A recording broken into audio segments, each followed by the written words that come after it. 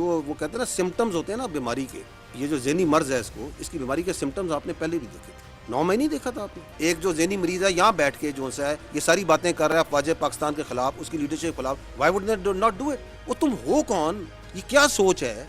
कहाँ बैठ के कौन सी फ्रस्ट्रेशन है तुम्हारे अंदर? किसकी तुम जुबान बोल रहे हो? तुम क्या पैगाम देना चाह रहे हो इस मुल्क को? तुम समझते क्या हो अपने आप को?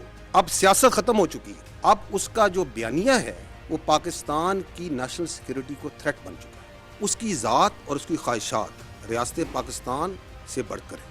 उसकी ज़ात, उसकी ख्वाहिशात और उसकी फ्रस्ट्रेशन इस हद तक बढ़ चुकी है कि वो समझता है कि मैं नहीं तो कुछ भी नहीं। आपकी ये सियासी सौदाबाजी है, इसका वक्त अभी खत्म हो चुका है। बारी पीटीआई अपनी जात का कैदी और कौमी सलामती के लिए खतरा है। डीजीआईएसपीआर ने बानी पीटीआई को ज़हनी मरीज करार दे दिया। न्यूज कॉन्फ्रेंस में बयानिया उड़ा कर रख दिया।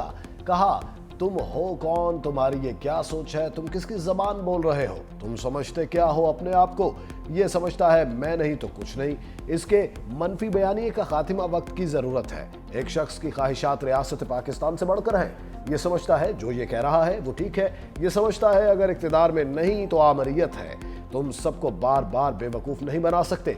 आपकी शोबदाबाजियों का वक्त खत्म हो चुका। इस शख्स का बयानिया रियासत और फौज के खिलाफ है।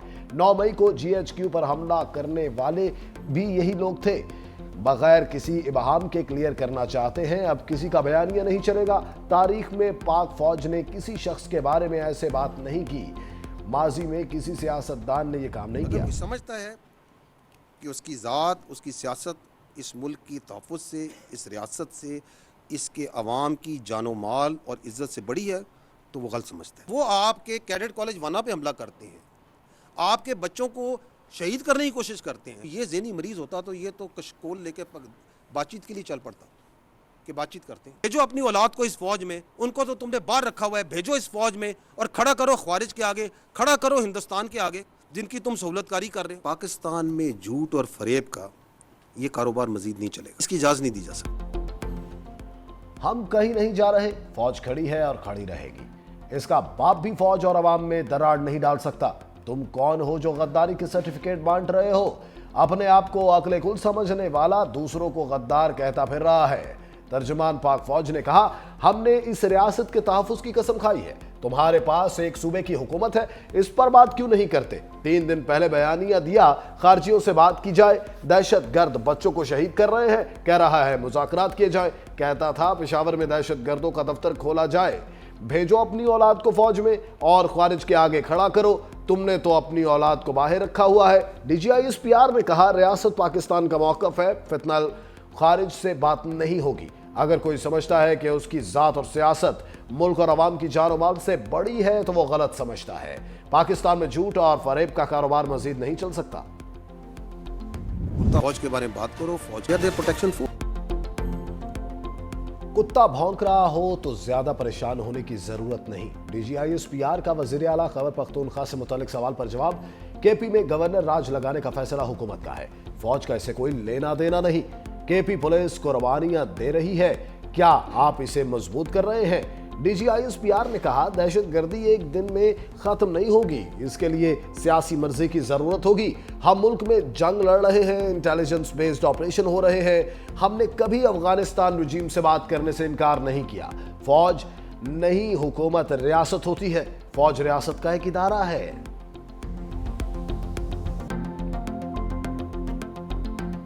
ये जो भी इसने 2 दिन पहले ट्वीट की है, इस ज़हनी मरीज ने, उस ज़हनी मरीज की ट्वीट को देखें कैसे इन्होंने ट्वीट किया। ये आपकी ट्वीट हो रही है, अब ये होती है, आप टाइम देखते जाएं कि किस टाइम पे ट्वीट होती है और कैसे उसको ट्वीट करते हैं। फिर ये उसके अकाउंट्स आते हैं बारी बारी, एक तरतीब और तवातर के साथ ये काम चल, और मिनटों में घंटों में ये काम हो रहा है। लेकिन असल बयानिया किसने दिया? उस ज़हनी मरीज ने। अब घुसता है इनका सबसे बड़ा फैसिलिटेटर इंडियन मीडिया। ये इंडिया के पक्के रॉ के अकाउंट हैं जो चल रहे हैं। जरा सुनिए क्या कह रही हैं मोहतरमा इंडियन टीवी पे बैठ, यानी KPK वाले हमला बोल दें जेल के ऊपर। इतनी खुशी के साथ इंडियन मीडिया आपके आर्मी चीफ के बारे में ये खबरें बयान कर रहा है। कहाँ से नैरेटिव चल रहा है, किधर से ट्वीट होती है और किस तरह उसको उठाता है, वो आपके सामने मैंने दिखा दी।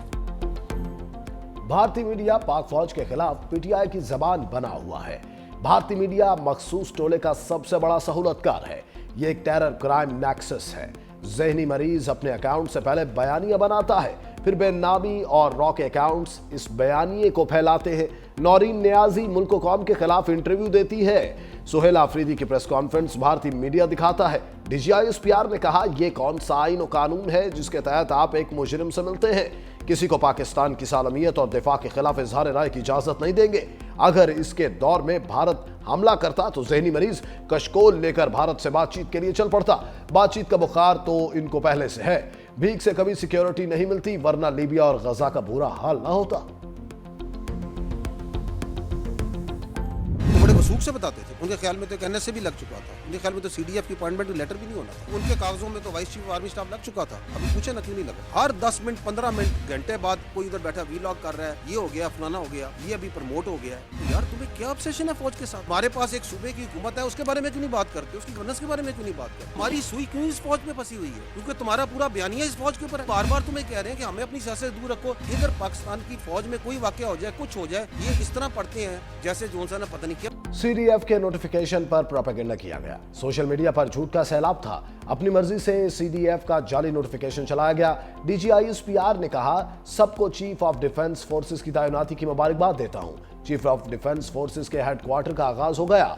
चीफ ऑफ डिफेंस फोर्सेस के हेडक्वार्टर्स का मकसद जंगी मामलात के बारे में आगाही फराहम करना है।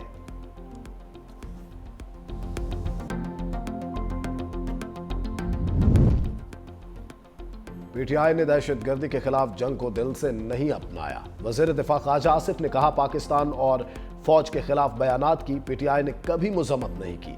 बानी की बहनों का भारतीय मीडिया से बात करना ताबूत में आखिरी कील साबित हुआ। बानी PTI हमेशा सियासतदानों से बात करने से इनकार करते हैं।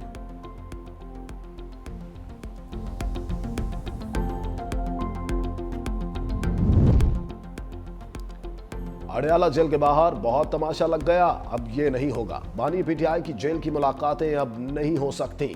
DGI/SPR की प्रेस कॉन्फ्रेंस हकीकत पर मबनी है। वजीर इत्तलात अता तारर ने कहा, जेल में बैठा शख्स फौज और फौज के सरबराह को टारगेट करता है। इस शख्स के लिए पाकिस्तान नहीं, उसकी जात मानी रखती है।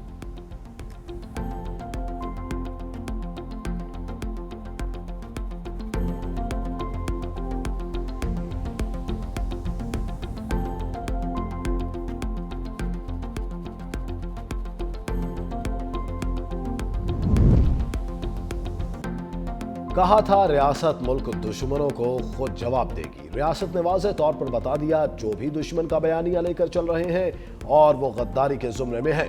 सेनेटर फैसल वाडा का एक्स पर पैगाम लिखा, जब तक मेरा सियासी बाप था, वजीर आजम था, अब बिन बाप के लावारिसों और सड़क छाप का बाप जेल में है और गद्दारी के जुमरे में आ गया। सीधी और आसान जुबान में रियासत ने दुश्मन, दहशतगर्द और मुल्क को अदम इस्तेहकाम पहुंचाने वालों को गद्दार डिक्लेयर किया। अमेरिका की पाकिस्तान को गैर कानूनी इमिग्रेशन रोकने के लिए मुआवन की पेशकश। वफाकी वजीर दाखिला मोहसिन नकवी से कायम मकाम अमरीकी सफीर नेटली बेकर की मुलाकात। इंसदाद मनशियात और सिक्योरिटी के शोबे में दो तरफा ताउन बढ़ाने पर तबादला ख्याल। गैर कानूनी इमिग्रेशन की रोकथाम के लिए मुश्तरका इकदाम उठाने पर भी बातचीत। मनशियात की रोकथाम और इंटेलिजेंस शेयरिंग के लिए ताउन बढ़ाने पर इत्तेफाक। वज़ीर दाखिला मोहसिन नकवी ने कहा, गैर कानूनी इमिग्रेशन के हवाले से हमारी वाज़ेह पॉलिसी है। मुल्क के तमाम एयरपोर्ट्स पर जदीद तरीन स्कैनिंग मशीनें नासिब की जा रही हैं। पाक अमरीका ताल्लुकात खत्ते में अमन इस्तेहकाम के फरोग के लिए इंतहाई अहम है। फैसलाबाद एयरपोर्ट पर FIA की बड़ी कार्रवाई। उम्रा की आड़ में लीबिया और यूरोप जाने की कोशिश करने वाली 3 खवातीन समेत 13 ज़ायरीन गिरफ्तार। तमाम मुसाफिरों ने दुबई के रास्ते जद्दा जाना था, जहां से कश्ती के जरिए लीबिया और यूरोप जाने की कोशिश कर रहे थे। FIA जराये के मुताबिक मुसाफिरों के मोबाइल फोन से मशकूक बैनुल-अक़वामी नंबर्स पर राबतों का भी इंकिशाफ हुआ। तमाम गिरफ्तार अफराद को मजीद तफ्तीश के लिए सर्कल दफ्तर मुंतकिल कर दिया गया।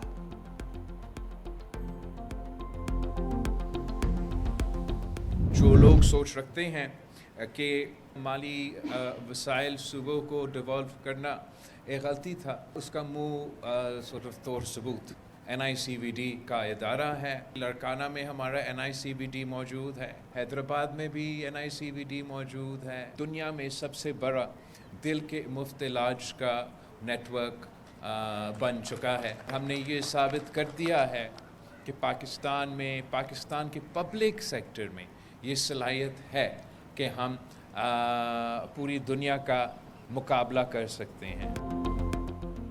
माली वसाइल सूबों को देना गलती नहीं थी। 18वीं तरमीम को गलत समझने वालों के लिए NICVD शामिल है। सिंध में दिल के इलाज का सबसे बड़ा नेटवर्क बन चुका। NICVD दिल के इलाज का दुनिया में सबसे बड़ा नेटवर्क है। अस्पतालों में सेहत की सहूलियात बढ़ा रहे हैं। कराची के हर जिले में चेस्ट पेन यूनिट खोल रहे हैं। Chairman Peoples Party Bilawal Bhutto का तकरीब से खिताब, कहा पीपल्स पार्टी ने मंशूर के मुताबिक मुफ्त तिबी सहूलियात पहुंचाने की कोशिश की। हैदराबाद, लाड़काना समेत कई शहरों में NCVD मौजूद हैं। साइबर नाइफ का महंगा तरीन इलाज कराची में मुफ्त होता है। वजीर आला सिंध मुराद अली शाह ने कहा, पूरे पाकिस्तान से लोग कराची आते हैं, यहाँ रोजगार के मौके बहुत ज्यादा हैं। 18वीं तरमीम के बाद यह अस्पताल सूबाई हुकूमत को मिले। जना NICVD और NICH का बजट 11 मिलियन था। आज इन तीनों अस्पतालों का बजट 40 अरब हो चुका। वजीर आला सिंध मुराद अली शाह की दाऊद इंजीनियरिंग यूनिवर्सिटी के कॉन्वोकेशन में शिरकत। मुराद अली शाह ने वजीर बल्दियात नासिर हुसैन शाह को एजाजी डिग्री दी। वजीर आला सिंध ने कामयाब उम्मीदवारों को PhD डिग्रियां अता की। Vice chancellor professor Samreen Hussain ने मुख्तलिफ फैकल्टीज के तलबा को मास्टर्स और बैचलर्स की डिग्रियां अता की। कॉन्वोकेशन में पोजीशन होल्डर्स को गोल्ड और सिल्वर मेडल्स से भी नवाजा गया।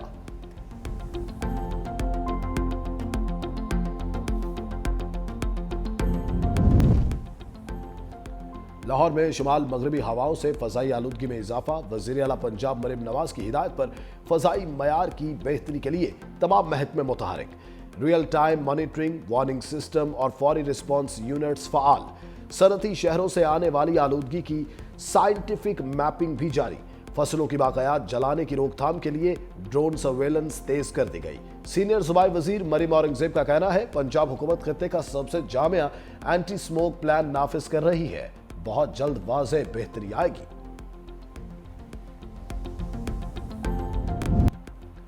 लाहौर फैक्ट्री एरिया से अगवा होने वाला 3 साला साइम चंद घंटों में बाजियाब।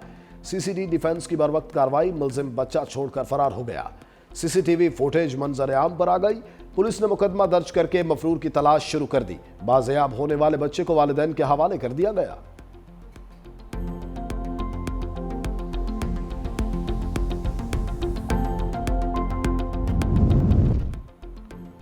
बाबरी मस्जिद हमारी इज्तिमाई यादाश्त का हिस्सा। 6 दिसंबर 1992 का वाकया आज भी दुख और तशवीश का बायस है।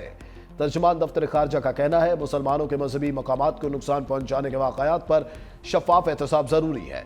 हिंदू इंतहा पसंद तंजीमें रियासती सरपरस्ती से अकलियतों की मजीद दबाना चाहती हैं। बाबरी मस्जिद के बाद भारतीय मुसलमान मुसलसल अदम तहफ़्फ़ुज़ और ज़हनी तकलीफ का शिकार हैं।